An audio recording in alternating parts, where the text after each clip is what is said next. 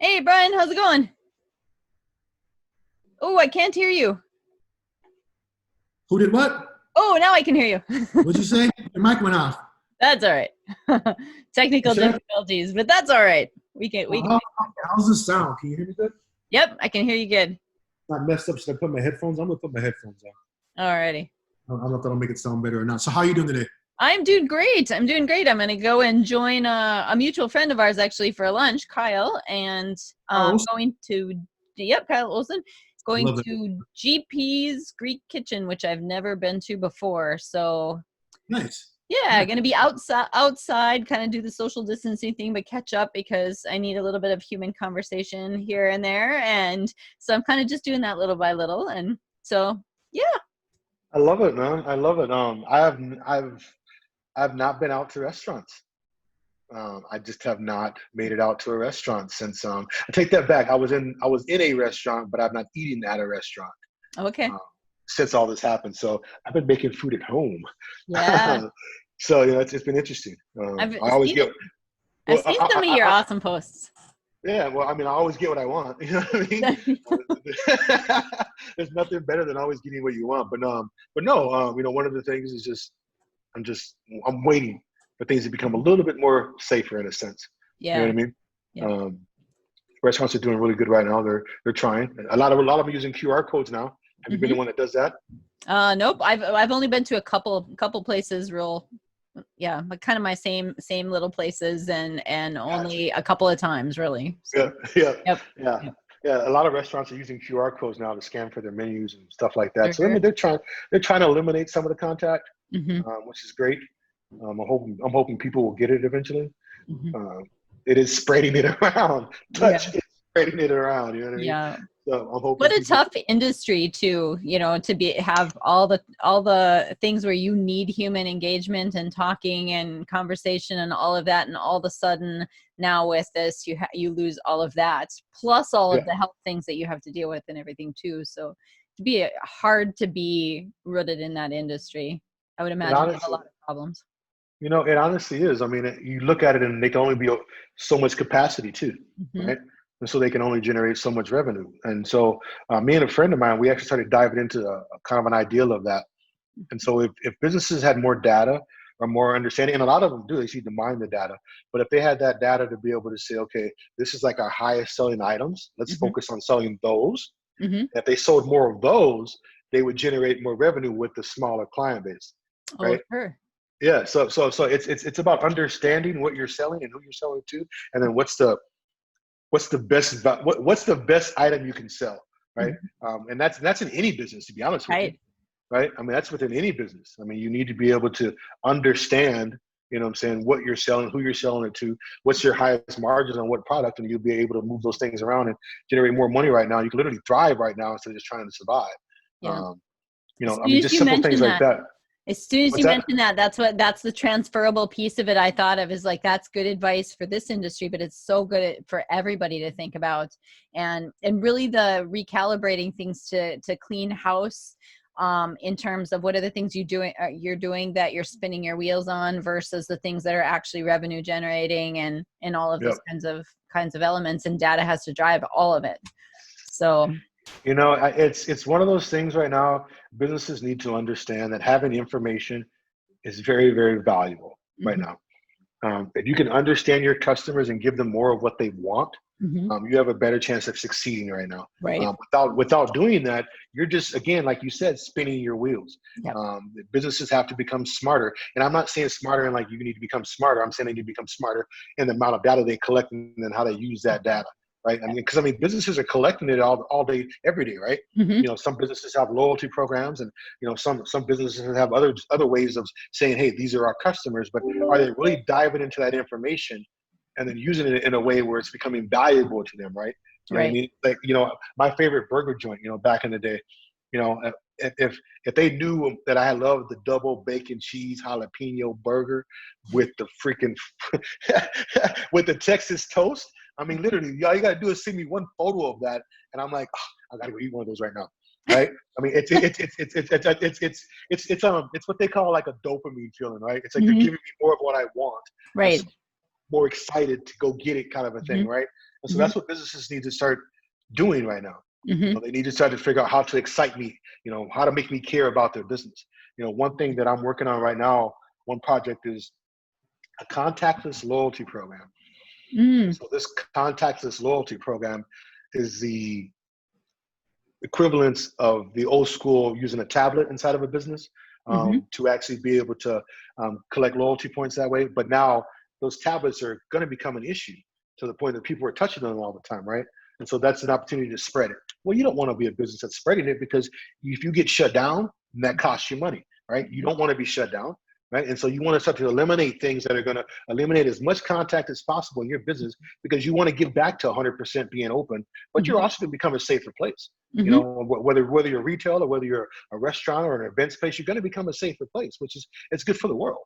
Right? It's good for the world. And the loyalty program that we're working on, I mean, it's capable of, say, a restaurant. You'll be able to walk into a restaurant, log on to Wi-Fi, which your device will know you're there already, but you log on to Wi-Fi, and then once you log on to Wi-Fi, you'll be able to see the restaurant's menu. I mean, in full digital.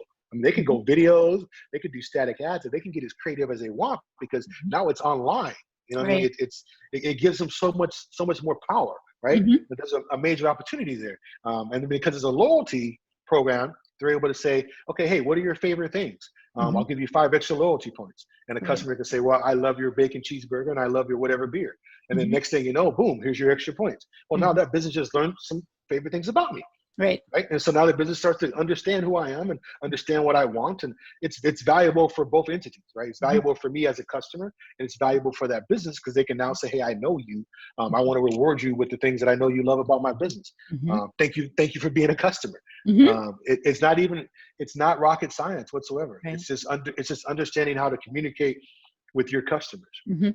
And by doing that, and I think we built a product that's going to allow businesses to be able to do that. Like I said, restaurants, it works out immensely because there's a loyalty program. Now you got your digital menus, so now you can eliminate the QR code scanning piece of all that, right? We're looking at putting a POS system in there, right? And so now you literally can run a simple POS system through it. We're looking at putting an email and text marketing platforms to it.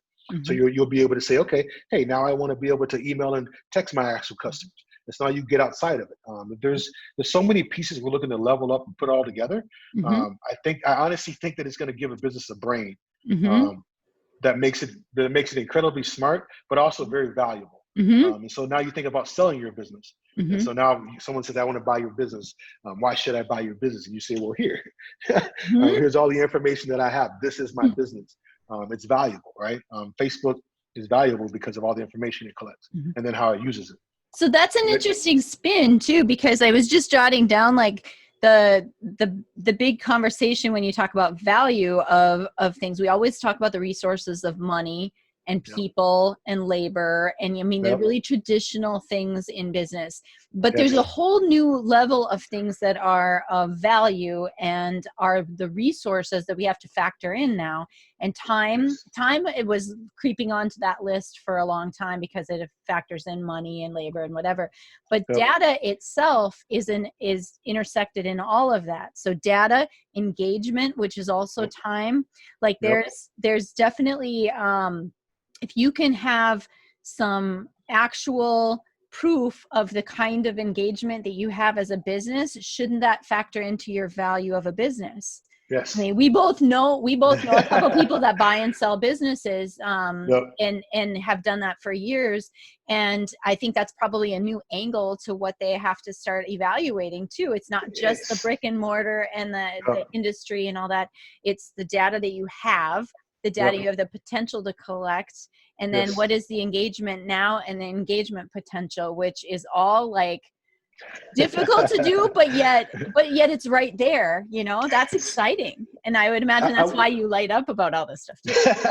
I light up about it because it's like everything exists out there, right? We just have to put it together, right? And so like you said, it's very important. Even when you're buying and selling businesses, I mean, good Lord.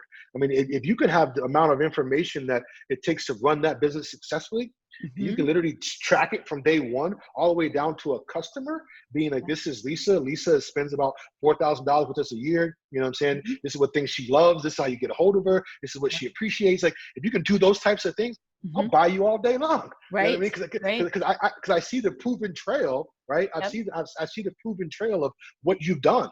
It doesn't get any more successful than that. Mm-hmm. When you can have a proven track record. So, I mean, buying and selling businesses, this works. Shopping malls, right? Yeah. I mean, so why should I put my business in your shopping mall? Well, Mm-hmm. this is why. You Yeah. know what I'm saying? Yeah. This is why. Yep.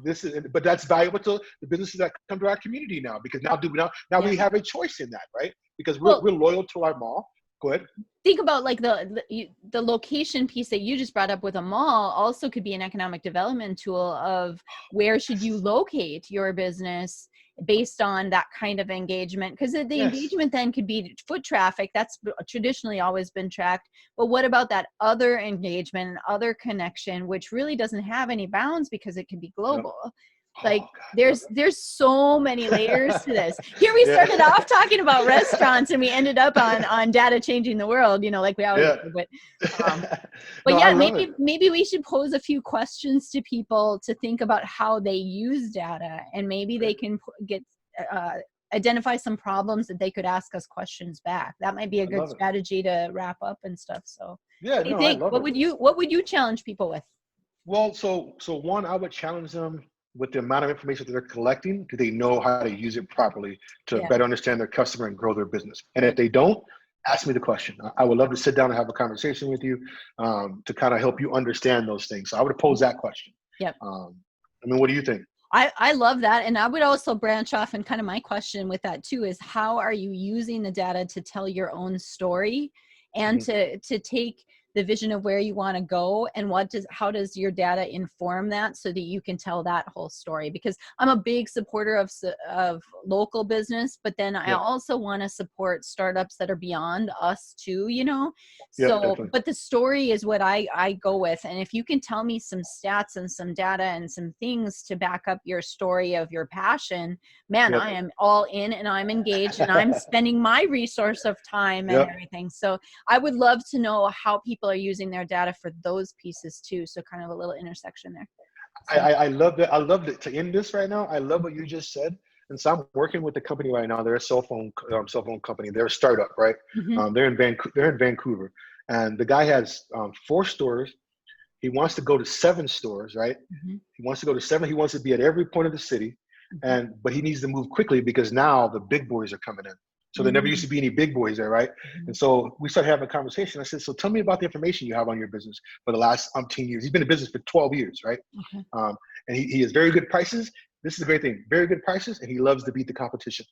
So he's that kind of a person, right? And he's really good at what he does, right? That's another thing. And he's got a passion for it. I actually want to shoot a video of him talking about how passionate he is about it. Anyways, I asked him about the data. He looked at me like, what are you talking about?